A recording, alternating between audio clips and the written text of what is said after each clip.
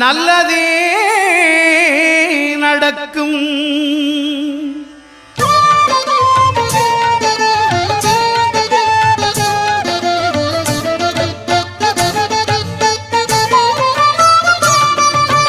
ஒன்பது கோளும் ஒன்றாய் காண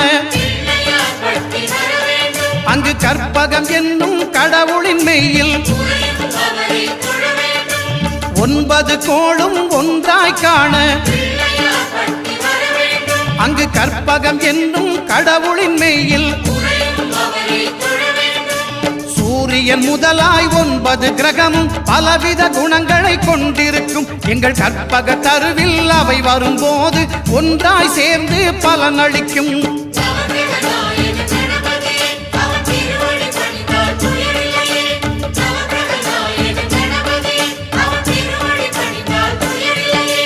ஒன்பது கோளும் ஒன்றாய் காண